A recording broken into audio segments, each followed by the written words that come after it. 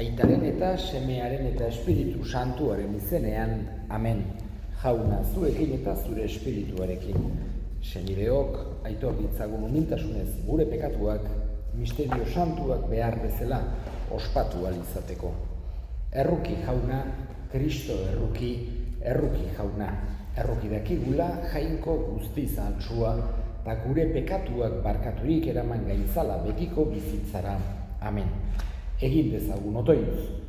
Hartu honez jauna, zure herriaren eskariak eta otoitzak. Emaiozu egin beharrekoak ikusteko argia, eta ikusitakoa betetzeko indarra. Zure seme Jesu Kristo gure jaunaren bitartez, zurekin eta Espiritu Santuarekin, jainko tarrege bizi baita, gizaldi eta gizaldi guztietan. Amen.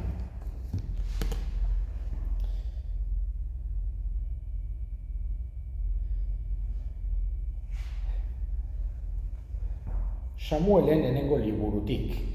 Egun haietan, Israeldarrek Filistearen aurka atera ziren Gudurako, eta Ebenezer deritzan tokitik gertu kokatu zituzten beren gudari txabolak.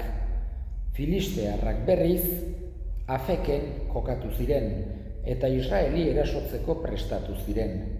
Gogorra izan zen gudua, eta Israeldarrek ihes egin behar izan zuten Filistearen aurrean. Israelgo 4.000 gizon erori zen zelai haietan. Gudariak txaboletara gerturatu zirenean, Israelgo buruzagiek hola esan zieten. Zergatik jo ote gaitu gaur jaunak Filistearen eskuz. Ekar dezagun Siloko santutegitik jaunaren itun kutxa. Ea horrela, gure artean izanik, gure etsaien eskuetatik salbatzen gaituen. Mandatariak bialdu zituzten bada Silora, eta ekarri zuten handik kerubinen gainean eserita dagoen jaun ahal guztidunaren itun kutxa. Jaunaren kutxarekin batean, Jofni eta Pinas, Eliren 2 semeak etorri ziren. Jaunaren itun kutxa kanpalekuraino heldu zenean, Israelar guztiek deadar egin zuten oihu handiz, lurrak ere dardar egiteraino. Filistearrek deadar ura entzutean esan zuten, zer da ebertarren txaboletako deadar hori. Jakin zueten etorria zela kanpalekura jaunaren kutxa eta izutu egin ziren. Honela zioten haien artean, jainkoa etorri zaie kanpalekura, errukarriak gu, ez zaigu olakorik gertatu egundaino. Errukarriak gu, nork libratuko gaitu jainko indartsu hoien eskuetatik. Hoiek dira Egiptoarrak basamortuan era guztietako izurritez jo zuten jainkoak. Ea Filistearrok eutsi gogor. Izan gizon, hebrearren menpean ez erortzeko, haiek gure menpean erori ziren bezala. Izan gizon eta ekin borrokari. Ekin zioten bada Filistearrek erasoari eta menperatu egin zuten Israel. Israeldarrak nor bere etxera joan ziren iesi. Izugarria izan zen hondamendia, 30.000 Israelar oinezko erori ziren. Filistearrek harrapatu egin zuten jainkoaren kutxa eta Eliren 2 semeak, Jofni eta Pinas, hil egin ziren. Jaunak esana, eskerrak zuri jauna. Erantzun salmoa, zure maitasunez askatu gaituzu, askagaitzazu jauna. Zure maitasunez askagaitzazu jauna. Orain, baztertu egin gaituzu eta lotsatu arazi. Ez zoaz gehiago, gure gudar usteekin gudura. Zure maitasunaz askagaitzazu jauna. Etsaien aurrean atzera eragin diguzu. Gorroto digutenek jotzen gaituzte. Zure maitasunaz askagaitzazu jauna. Jauna zuekin eta zure espirituarekin. Jesu Kristoren evangelioa San Markosen liburutik, aintza zuri jauna. Aldi hartan legen ardun bat etorri zitzaion erreguka Jesusi, eta belaunikaturik esan zion, nahi badezu, garbi nazakezu. Jesusek errokiturik eskua luzatu eta ukitu egin zuen esanez, nahi dut, izan zaitez garbi. Orduan bertan alde egin zion leprak, eta garbi gelditu zen. Jesusek bidali egin zuen zorrotza ginduz, kontuz gero, ez esan inori ezer, baina zoaz, agertu apaizaren gana, eta eskaini garbikuntzaren ordainez Moisesek agindutakoa, ezaugarri izan dezaten. Ura ordea, atera zeneko, gertatua hotsegiten eta zabaltzen hasi zen oihuka, eta harrezkero ezin zen Jesus inongo herritan agerian sartu, eta kanpoan gelditu ohi zen, leku bakartietan. Hala ere, edonondik zetorkion jendea. Jaunak esana, eskerrak zuri jauna. Gaurko evangelio honetan, entzun dugu Jesusek nola sendatu zuen lepra zuen gizaseme bat. Ohartzen gera, evangelio irakurrita, noiz nahi agertzen direla lepradunak, legen ardunak. Garai hartan, seguru asko, egongo zan, nahiko edatua, baino gaur egun esan genezake, oso leku gutxitan, arki daiteke lepra, badaude halako toki konkretu batzuk, batez ere lurralde pobreagoak direnetan, eta hola baino, Jesusen garaian ohartzen gera bazeudela halako lepradunak. Eta gainera oso esan genezake giza talde baztertua zela, oso zapalduak, oso baztertuak, txikienetakoak esan genezake. Alde batetik batzuk mespretxatzen zituzten uste zutelako haien gaitzorrek egindako pekaturen batekin zerikusia zeukela. Eta horregatik mespretxatu bezala egiten zituzten. Jesusek argi eta garbi erakusten digu ez dela horrela, jainkoak ez duela horrela jokatzen, hau da pertsona batek pekatu bat egin duelako, zuzenean gaitz bat edo zigor bat ez dio bialtzen pertsona horri. Ez da hori jainkoaren jokatzeko modua. Egia izan daiteke ditugun gaitzak pekatuaren ondorio direla, baino ez modu zuzenean, baizik eta modu indirekto batean eta esan genezake ez pekatu konkretu bat egiten delako jainkoak zigor bat bialtzen du eta holakorik ez. Ikusten dugu jainkoaren jokabidea oso bestelakoa dela. Barkatzea, ulertzea, pertsona nolabait ere berriz ere besarkatzea, hoixe da Jesusen jokabidea, hoixe da Jesusek erakutsi diguna. Horregatik berak garbi utzi nahi izan zuen ez zela horrela.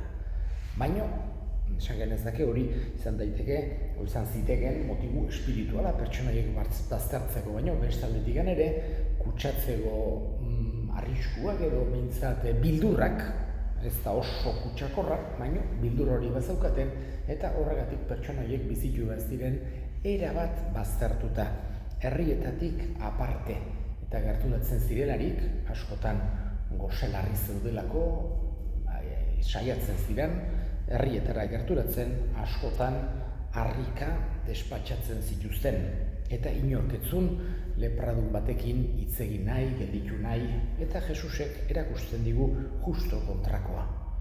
Bera gelditzen zen haiekin, hitz egiten zuen, onartzen zituen, eta gainera sendatu egiten zituen. Guk ez dezakegu imitatu hortan, baino bai bere jarrera horretan. Gure garaian, seguru asko, gure inguruan, ez degula lepradunik arkituko, baino bai baztertuta egon daitezkeen giza taldeak edo pertsona konkretuak arki ditzakegula, edo sufritzen ari direnak. Guk bi jarrera horiek ikasi behar ditugu Jesusengandik, baztertutakoak onartzea, edo zein motibungatik baztertuta daudela ere, eta sufritzen ari direnei behintzat gure gertutasun hori erakustea.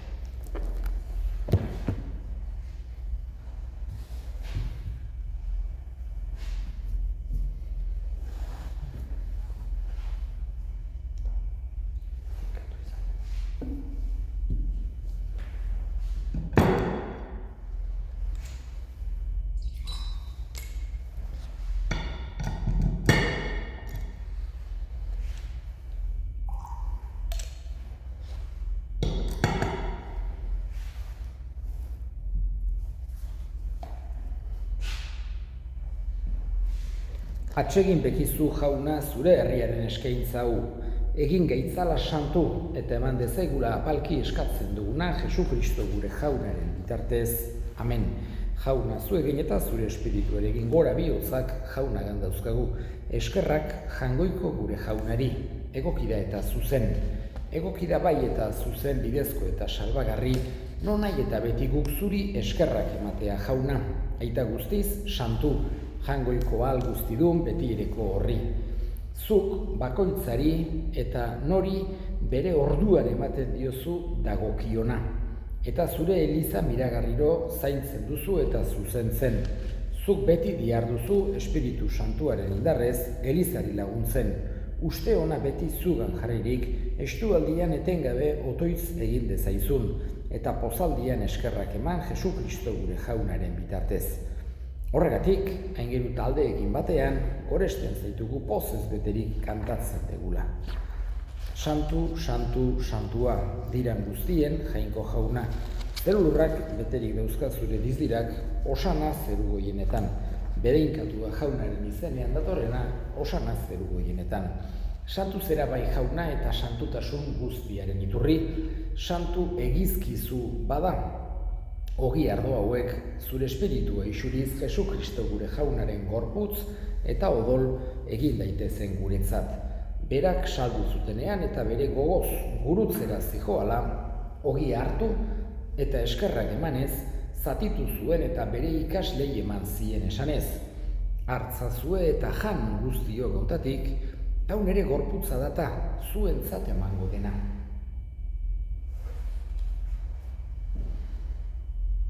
Era berean, afalondoan kaliz harturik, berriz ere eskerrak emanez, bere ikaslei eman zien esanez, hartzazue eta edan guztio kontatik, hau nere odolaren kaliza data.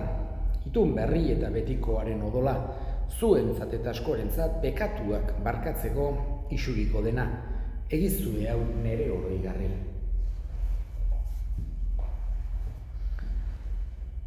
Hau da sinismenaren misterioa, eta piztu zerala jauna, zu berriz etorri arte, hau dugu hau berri ona.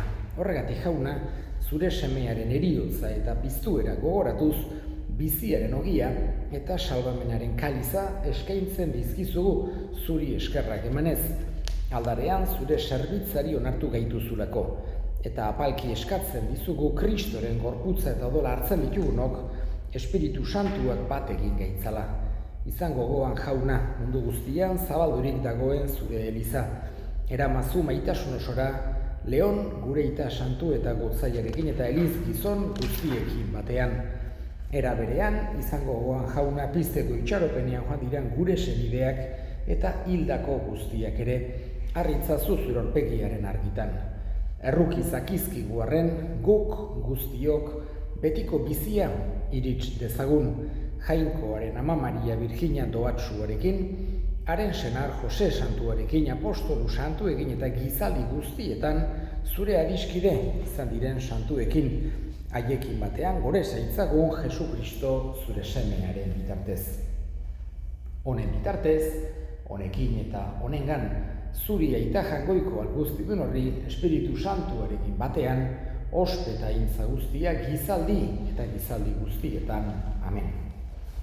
Salbatzaileak aginduta erakutsiari jarraituz, bildur gabe esan dezagun, gure aita zeruetan zerana, santu izan bedi zure izena, etor bedi zure erreinua, egin bedi zure nahia zeruan bezala lurrean ere, emaiguzu gaur egun ontako ogia, barkatu gure zorrak, guk ere gure zordunei barkatzen diegun ezkero, ez gaitzazu utzi tentaldian erotzen, baina atera gaitzazu gaitzetik.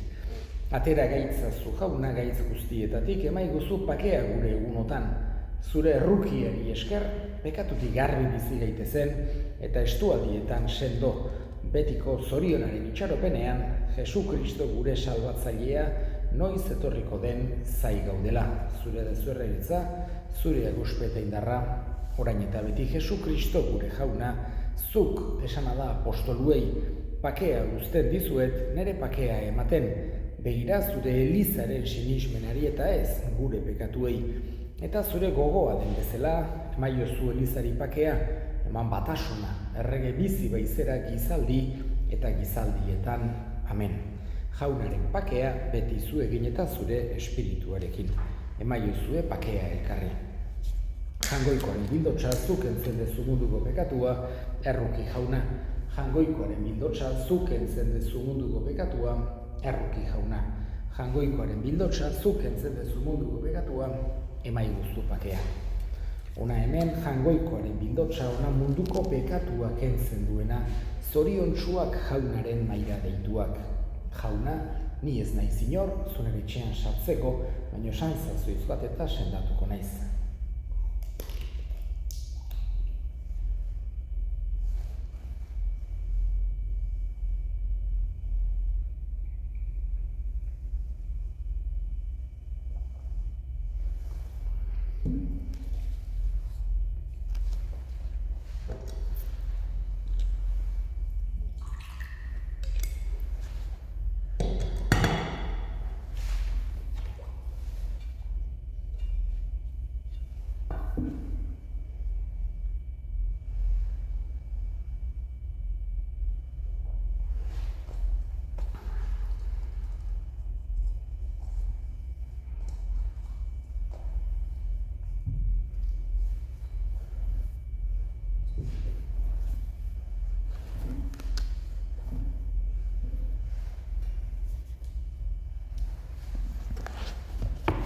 Egin dezagun otoituz.